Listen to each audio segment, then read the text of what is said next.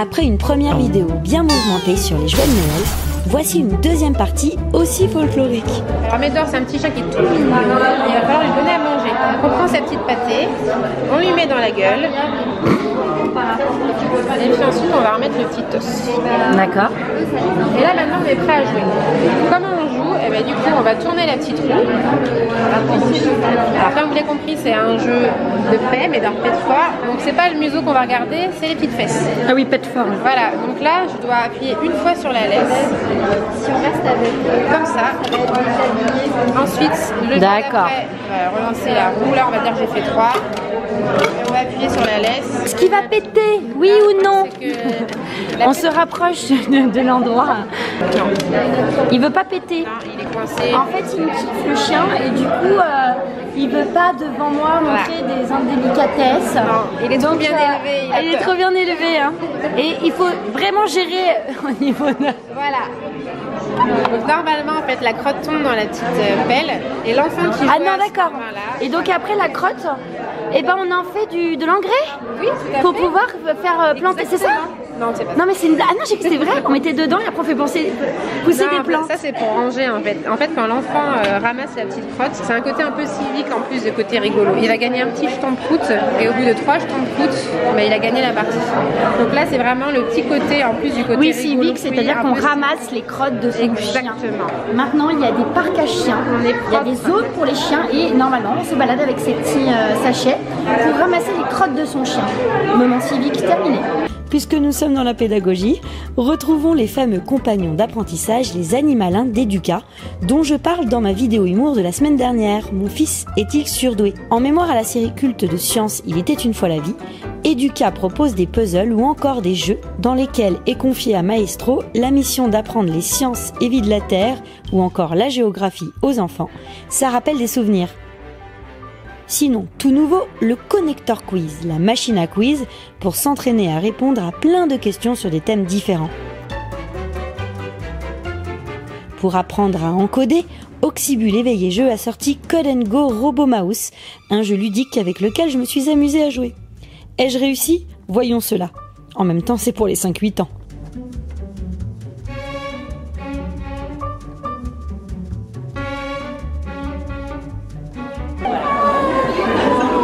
Elle est allée manger son fromage. À Oxybul Éveillé Jeu, on retombe vraiment en enfance. Il y a plein de costumes pour se déguiser et se plonger dans ses univers préférés. C'est aussi ça, Oxybul, du rêve. Et moi, j'ai toujours rêvé d'être une princesse.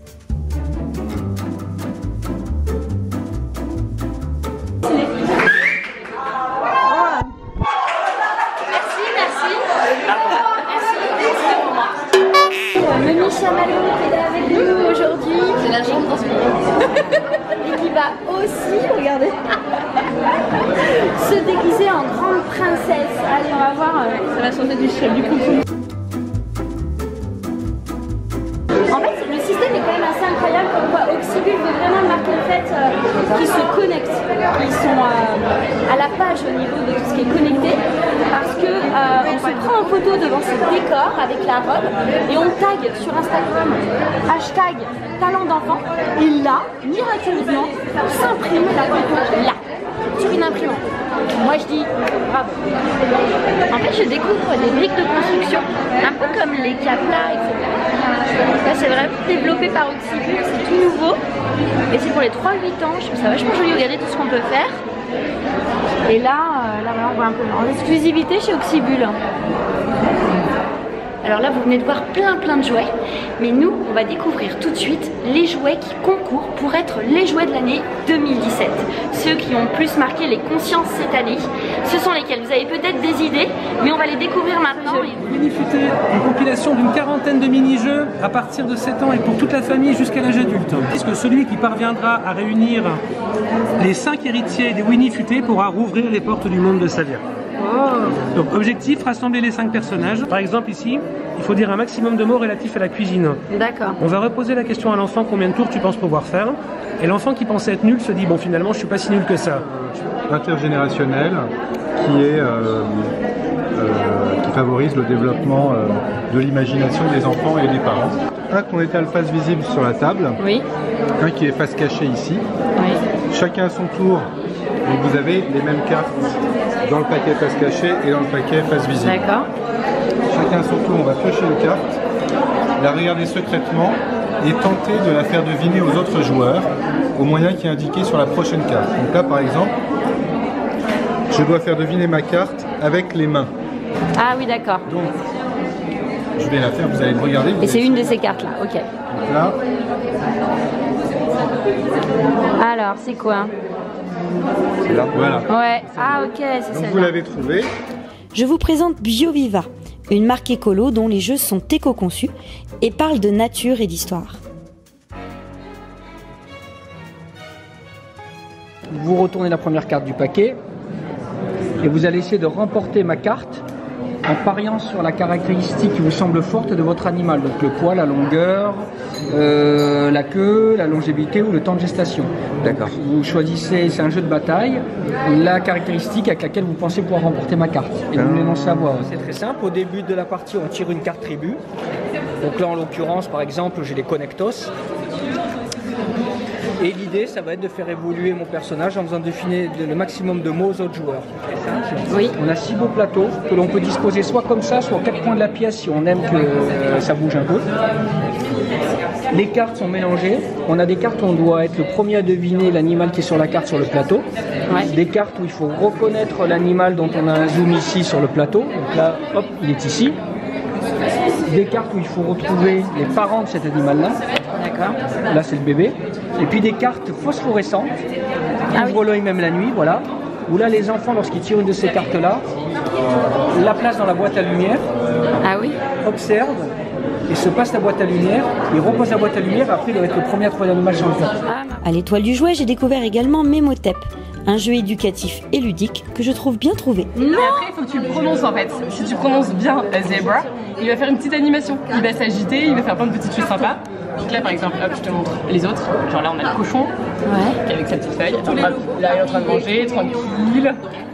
On a l'oiseau. J'avais été là. Ouais, on a plein. Je suis sanctionnée. C'est excellent. Hop, t'as le petit oiseau. C'est vraiment, vraiment nouveau. Et donc là, on a 10 langues différentes. C'est-à-dire que toi, tu peux apprendre le chinois pendant que quelqu'un d'autre apprend l'espagnol ou l'italien ou l'anglais, tout simplement. Un jeu que je trouve rigolo, c'est Break Free de Ravensburger, dont le but est de se démenoter. C'est un labyrinthe en fait. Ouais, c'est ça.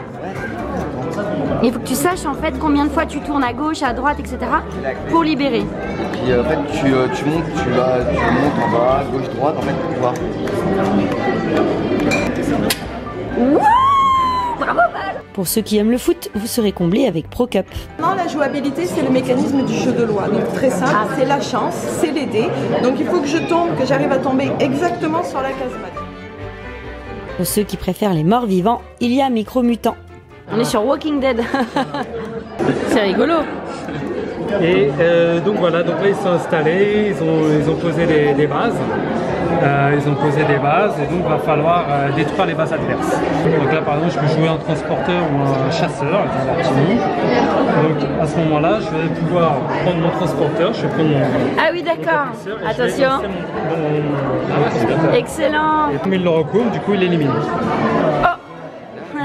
Côté créatif, petit coup de cœur pour les Bunchems de Spin Master, des petites boules qui se collent entre elles pour créer des figures. Grâce à l'aide des schémas fournis, avec le robot BunchBot, vous pourrez fabriquer des créations assez complexes.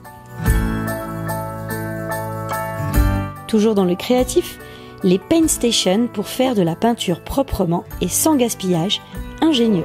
La peinture qui est humide, on a juste à tremper le pinceau à l'intérieur et ensuite on va venir faire notre superbe création, voilà, qui ressemble pas à grand chose, mais on va pouvoir peindre directement. Donc l'avantage, premier avantage, c'est déjà on va prendre la quantité idéale.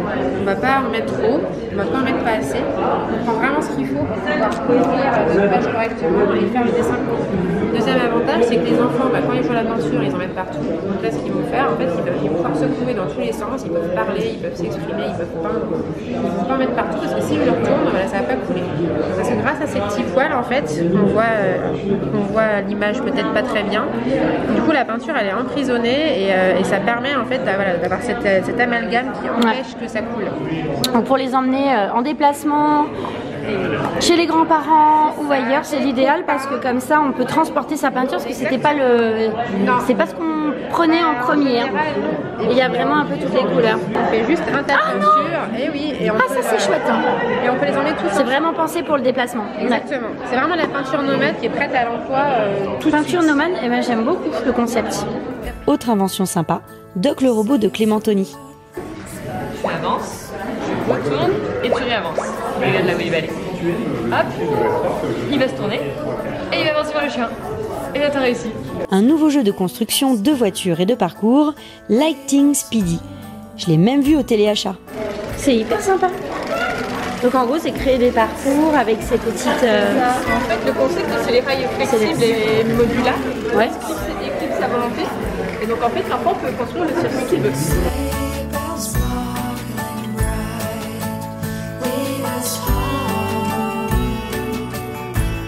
Détournement du jeu que je trouve très bien en fait.